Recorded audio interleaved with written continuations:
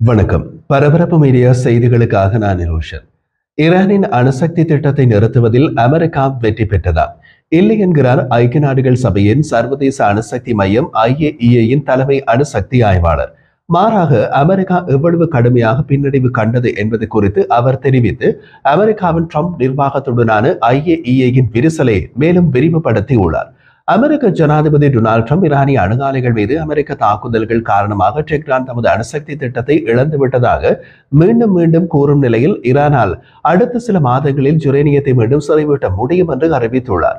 சர்வதேச அணுசக்தி அமைப்பு IAEA-யின் இயக்குநர் ஜெனரல் ரஃபால் மரியானா குரோசி நேற்று ஞாயிற்றுக்கிழமை ஒளிபரப்பான CBS செய்திக்கு அளித்த பேட்டியில் வெளிப்படையாக சொன்னால் ஈரானிய அணு ஆலைகள் மீது அமெரிக்க தாக்குதல்கள் காரணமாக ஈரானிய அணு ஆலைகளில் எல்லாமே அழிந்து விட்டதாகவும் எதுவும் இல்லை என்று கூறப்படுவதை ஒப்புக்கொள்ள முடியாது என்று கூறினார். அவரது இந்த கூற்றை அமெரிக்க ஜனாதிபதி ட்ரம்ப் நிச்சயம் ரசிக்கப் போவதில்லை. ஈரானின் 2 யுரேனியம் செறிவூட்டல் மையங்கள் மீது அமெரிக்க விமானப்படையின் விமானங்கள் நடத்திய தாக்குதல்களில் 14 தரையடி சுரங்கங்களை உடைக்கும் குண்டுகளை வீசியதை பற்றியே ரஃபால் மரியானா குரோசி நேற்று அப்படி குறிப்பிட்டார். அமெரிக்க விமானப்படையின் விமானங்கள் நடத்திய குண்டுவீச்சு தாக்குதல்களால் ஏற்பட்ட சேதம் கடுமையானது, ஆனால் அழிவு முழுமையானது அல்ல என்று அவர் கூறினார். இதற்கு முன்பு நடந்த நேர்காணல்களில் அவர் கூறிய கணிப்புக்கு முற்றிலும் மாறான கருத்தை அல்லது கணிப்பை இப்போது வெளியிட்டுள்ளார். அவரது கடந்த கால நேர்காணல்களில் ஈரானிய நிலத்தடி அணு ஆலை செறிவூட்டல் அரங்குகளில் இருந்து இயங்கிய 18,000-க்கும் மேற்பட்ட மைய விலக்குகள் அனைத்தும் அழிக்கப்பட்டு விட்டன அல்லது அனைத்தும் சேதமடைந்து செயற்பாட்டிலிருந்து துண்டிக்கப்பட்டு விட்டன என்று தான் நம்புவதாக அவர் கூறினார். அவரது அந்த கூற்றின்படி ஈரானிய அணுசக்தி திட்டம் பல ஆண்டுகள் அல்லது தசாப்தங்களுக்கு பின்தள்ளப்பட்டு விட்டது. ஆனால் அவரது நேற்றைய பகுப்பாய்வு அவரது கூற்றையே மறுக்கிறது. அதே நேரத்தில் IAEA-யின் இயக்குநர் ஜெனரல் ரஃபால் மரியானா குரோசியின் புதிய பகுப்பாய்வு பல ஐரோப்பிய உளவுத்துறைகள் பகிர்ந்து கொள்ளும் கணிப்புடன் ஒத்துப்போகின்றது. பல ஐரோப்பிய உளவுத்துறைகள் பகிர்ந்து கொண்ட உளவு அறிக்கைகளின்படி ஈரானிய அணு ஆலைகள் மீது அமெரிக்க தாக்குதல்கள் ஈரானிய அணுசக்தி திட்டத்தை சில மாதங்கள் மட்டுமே பின்னுக்கு தள்ள முடிந்ததாக மதிப்பிடப்பட்டுள்ளது. ஈரானிய அணு ஆலைகள் மீது அமெரிக்க தாக்குதல்கள் பற்றி அமெரிக்காவிலேயே வெவ்வேறு கணிப்புகள் உள்ளன. அமெரிக்க ஜனாதிபதி மற்றும் அமெரிக்க பாதுகாப்பு செயலாளர் ஈரானிய அணுசக்தி திட்டத்தை அமெரிக்க தாக்குதல்கள் அழித்துவிட்டன என்கிறார்கள். கடந்த வாரத்தின் பிற்பகுதியில் ஈரானிய திட்டம் கடுமையாக சேதமடைந்துள்ளதாகவும் அமெரிக்க உளவுத்துறை அமைப்புகள் தாக்குதலின் விளைவுகளை தொடர்ந்து மதிப்பீடு செய்து வருவதாகவும் அமெரிக்க உளவுத்துறை CIA-யின் இயக்குனர் கூறினார்.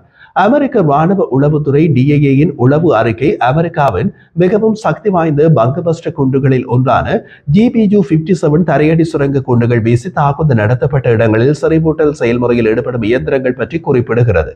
அமெரிக்க ராணுவ உளவுத்துறை DIA-யின் உளவு அறிக்கை ஈரானுக்கு மிகப்பெரிய இழப்பாக எரிபொருளை ஆயுதமாக மாற்றுவதற்கான வசதிகளை அளித்திருக்கலாம் என்று கூறியது. குறிப்பாக ஈரானிய பண்டைய நகரமான இஸ்பஹானுக்கு வெளியே உள்ள அணுசக்தி வளாகத்தில் கட்டுமானத்தில் உள்ள ஒரு ஆய்வகத்திற்கு ஏற்பட்ட சேதம் ஈரானின் அணுசக்தி திறனில் ஒரு பெரிய தடையாக இருக்கலாம் என்று குறிப்பிட்டது. செறிவூட்டப்பட்ட யுரேனியத்தை உலோகமாக மாற்றும் திறன் பாதிக்கப்பட்டிருக்கலாம் என்றும் அவர்களது உளவு அறிக்கை குறிப்பிட்டது. ஈரானிய நகரம் இஸ்பஹானுக்கு வெளியே உள்ள அணுசக்தி வளாகத்தில் உள்ள இயந்திரங்கள் அதிக செறிவூட்டப்பட்ட யுரேனியத்தை அணு ஆயுதத்தை உற்பத்தி செய்ய தேவையான உலோகமாக மாற்றும் திறன் கொண்டவை. ஆனால் அமெரிக்க ராணுவ உளவுத்துறை DIA-யால் ஈரானின் அந்த இயந்திரங்கள் முழுமையாக அழிக்கப்பட்டு விட்டன என்பதை உறுதி செய்ய முடியவில்லை. வேறு சில அமெரிக்க அணுசக்தி நிபுணர்கள் ஈரான் அந்த திறனை மீண்டும் கட்டியெழுப்ப சில ஆண்டுகள் ஆகலாம் என்று கூறியுள்ளனர். அப்படியான நேரத்தில் தான் IAEA-யின் இயக்குநர் ஜெனரல் ரஃபால் மரியானா குரோசியின் புதிய பகுப்பாய்வு ஈரானிய அணுசக்தி ஆலைகள் மீது அமெரிக்க தாக்குதல்கள் ஈரானிய அணுசக்தி திட்டத்தை சில மாதங்களுக்கு மட்டுமே பின்தள்ள முடிந்ததாக மதிப்பிடப்பட்டுள்ளது. ஆனால் நேற்று ஞாயிற்றுக்கிழமை ஒரு நேர்காணலில் ட்ரம்ப் மீண்டும் தெரிவித்த போது அமெரிக்க தாக்குதல் ஈரானின் அணுசக்தி வசதிகளை அளித்ததால் ஈரான் அதன் அணுசக்தி லட்சியங்களை வேறு வழியில்லாமல் கைவிட்டு விட்டது என்று தெரிவித்தார். எப்படி இருந்தாலும் ட்ரம்ப் சில நாட்களுக்கு முன் கூறியது போல் ஈரானிய தரையடி அணு ஆலைகள் மீது மீண்டும் குண்டுவீச்சு தாக்குதல் நடத்தப்படலாம். அந்த கூற்றை அவர் எப்போது கூறினார்.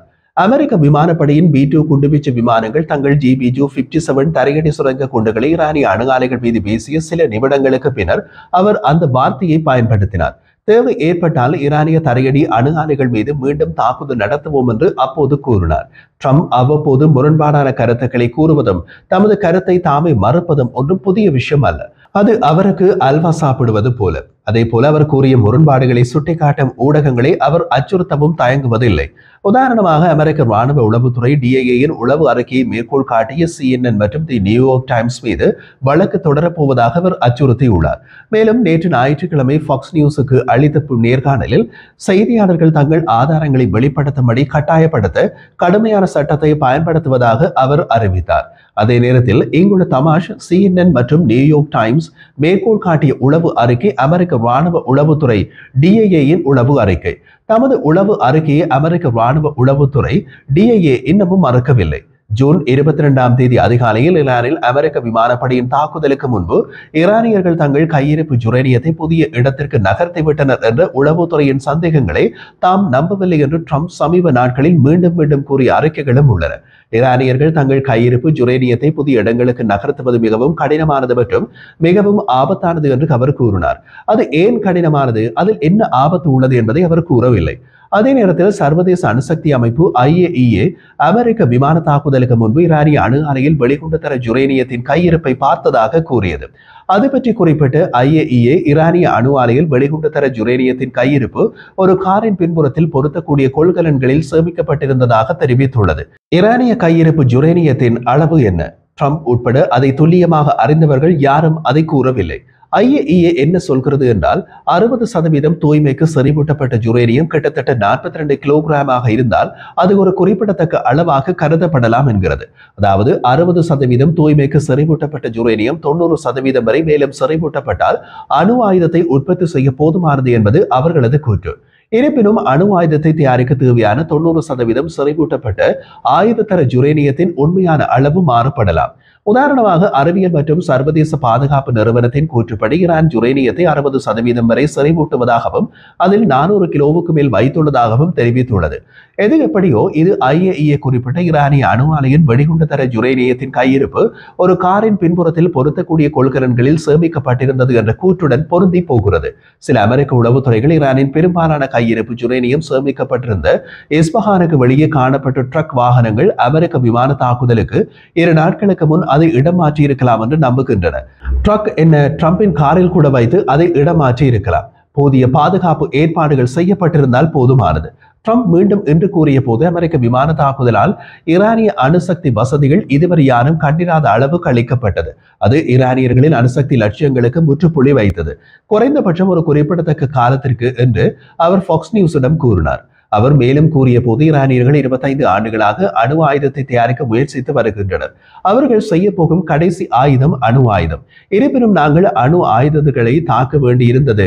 அவர்கள் அணுகுண்டை தயாரிப்பதற்கு அருகில் இருந்தனர் என்றார். தாக்குதலுக்கு முன்பு அமெரிக்க உளவுத்துறை அமைப்புகள் ஈரான் ஒரு அணுகுண்டு தயாரிப்பதா இல்லையா என்பதை முடிவு செய்யவில்லை. ஆனால் அதை செய்ய சில படிகள் தொலைவில் இருந்தார்கள் என்று மதிப்பிட்டிருந்தன. ஈரானுடன் பேச்சுவார்த்தை நடத்துவதில் ட்ரம்ப் பலமுறை ஆர்வம் காட்டியுள்ளார். மேலும் எதிர்காலத்தில் அனைத்து செறிவூட்டல்களையும் கைவிட்டு அமெரிக்கா கூறும் பிற நிபந்தனைகளை நிறைவேற்றினால் ஈரான் மீதான மிகப்பெரிய தடைகளை நீக்குவதாகவும் கூறியுள்ளார். ஈரானியர்கள் அமைதியானவர்களாக இருக்க முடிந்தால், மேலும் அவர்கள் இனி எந்த தீங்கும் செய்ய போவதில்லை என்பதை காட்ட முடிந்தால் நான் ஈரானியர்கள் மீதான தடைகளை நீக்குவேன். தடைகள் நீக்கப்படுவது ஈரானில் ஒரு பெரிய வித்தியாசத்தை ஏற்படுத்தும் என்று அவர் கூறினார். ட்ரம்பின் கூற்றுக்களை நம்பக்கூடியவர்கள் கையை உயர்த்துங்கள் என்று கூறினால் எத்தனை பேர் கையை தூக்குவார்கள் என்பது தெரியவில்லை. கனடாவில் பெரும்பாலானவர்கள் கையை தூக்க மாட்டார்கள் என்று தெரியும். இருப்பினும் 2 கைகளையும் தூக்காதீர்கள், அது சரணாகதியை குறிக்கும். சமீப கால நாட்களில் ஈரானுடன் அணுசக்தி பேச்சுவார்த்தைகளை தொடர்வதில் தான் உண்மையிலேயே ஆர்வமாக உள்ளாரா என்பது குறித்து ட்ரம்ப் பலமுறை தயக்கமான அல்லது குழப்பமான கூற்றுக்களை வெளியிட்டுள்ளார். இருப்பினும் ஈரானிய அணு ஆலைகள் மீது அவர் உத்தரவிட்ட விமான தாக்குதல் அடிப்படை இயக்கவியலை மாற்றியுள்ளது என்பது உண்மை. அத்துடன் ஈரானுக்கு மிக குறைவான பேரம் பேசும் திறன்களை ஏற்படுத்தியுள்ளது என்பது அதைவிட பெரிய உண்மை. தற்போது ஈரானின் முதன்மையான அந்நிய செலாவணி அதன் அனைத்து யுரேனியத்தை 60% செறிவூட்ட முடியுமா என்பது பற்றிய தொடர்ச்சியான மர்மம். இது வழக்கமாக ஆயுதம் தயாரிக்க பயன்படுத்தப்படும் 90% சற்று குறைவாக உள்ளது. மேலும் அந்த கையிருப்பின் இருப்பிடம் அல்லது நிலை குறித்து எதையும் யாரும் வெளிப்படுத்த வாய்ப்பு இல்லை. அமெரிக்க உளவுத்துறையிடமிருந்தும் அல்லது வெளிப்படையாக சொன்னால் இஸ்ரேலிய உளவுத்துறையிடமிருந்தும் நேரடியாக ஊக்கமருந்து மட்டுமே நமக்கு தேவை. ஆனால் இதுவரை நாம் பார்த்தவற்றின் அடிப்படையில் ஈரான் இன்னமும் அதன் நாட்டுக்குள் சிறைமூட்டப்பட்ட யுரேனியத்தின் சில இருப்புகளை வைத்திருக்கிறது. இன்னமும் மைய விலக்குகளை வைத்திருக்கிறது. மற்றும் அவற்றை இன்னமும் உருவாக்கும் திறனையும் வைத்திருக்கிறது. எனவே ஈரானிய சுப்ரீம் தலைவர் அயத்துல்லா அலி கமேனி நாளை விழித்தெழுந்து நாங்கள் அதை செய்ய போகிறோம் என்று சொன்னால் ஒரு திடீர் ராணுவ திட்டத்தை நடத்த அமெரிக்காவும் இஸ்ரேலும் தயாராக இருக்கலாம். ஈரானிய சுப்ரீம் தலைவர் அலி கமேனி நாளை விழித்தெழுந்து நாங்கள் அதை செய்ய போகிறோம் என்று சொல்ல போகிறார் என்பதை அமெரிக்காவும் இஸ்ரேலும் தெரிந்து கொண்டால் என்னாகும்? ஈரானிய சுப்ரீம் தலைவர் அலி கமேனி நாளை விழித்தெழாது போகலாம்.